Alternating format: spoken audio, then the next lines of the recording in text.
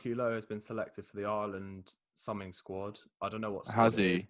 Summing squad. I don't know if it's the training squad, but he's pretty much being introduced into James Lowe, not Brookie Lowe.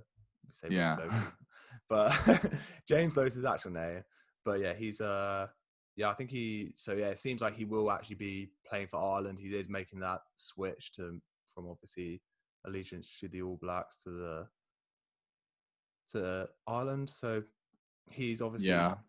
going to be good and an option. Well, that's just silly. Like there's been a lot of talk, like, because John Willie McBride, who was famous Lions captain a few years back, I think it was in the 70s or the 80s, maybe. I think it was the 80s.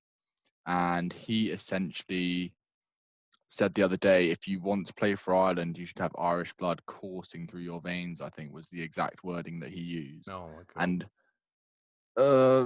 like there's basically been a bit of a debate around that, because I don't know what your opinion is on it, but I don't really mind. I think the 5-year residency rule is a good one. It shows that you've got commitment to live somewhere and get citizenship, which is usually the amount of time you have to stay in a country anyway to get a formal citizenship. So I think that rule's okay. And if you still represent your country and say that, Sean Maitland's from New Zealand, Billy Vunipola's from Tongan heritage.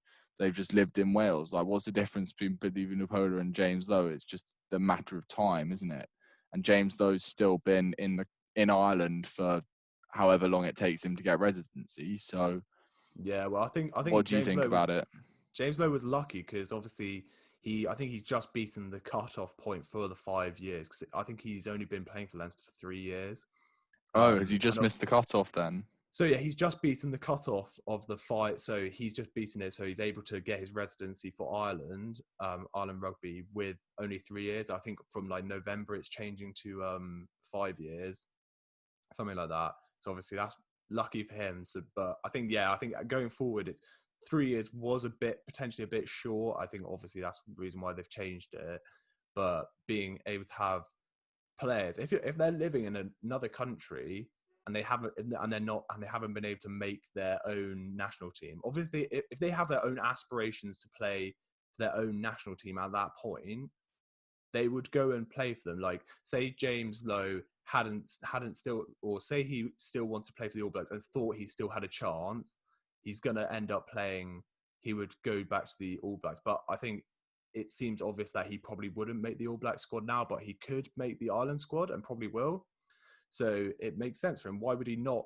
Why would he turn that opportunity down when he's been playing in Leinster, knows loads of the Leinster guys, is going to be able to play with them at an international level where he's probably going to get better and prove himself a bit more? I just don't see why, for any player, Makes sense. Why you would turn that down. I think maybe the Tongan, Samoan players, where obviously they would obviously make their squad because they're good enough.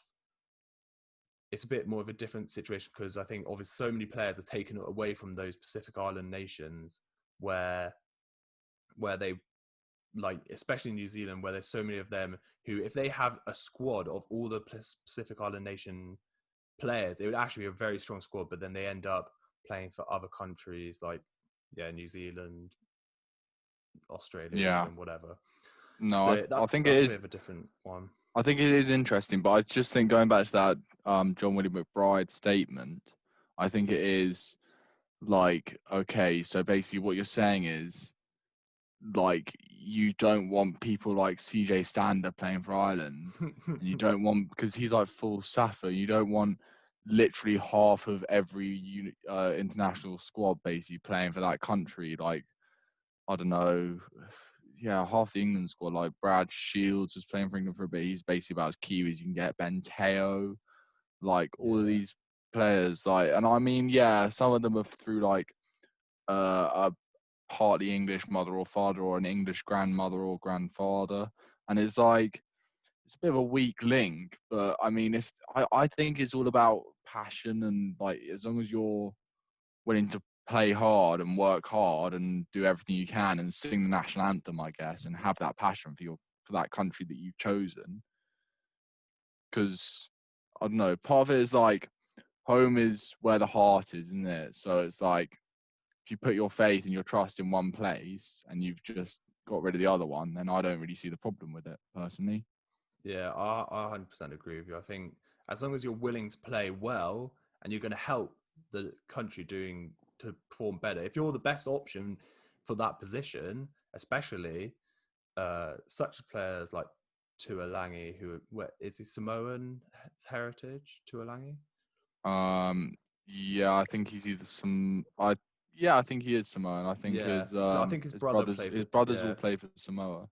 Yeah, like Tuolangi. If we didn't have Tuolangi, like obviously he's a bit injured at the moment, but he's a massive, massive part of the England squad. Like he's made such a big impact in the World Cup. So who wouldn't want Tuolangi in their squad? So I think as long as the player is, as you say, passionate to play for the country and wants to play for them, then there is no problem if they have the residency. Rugby.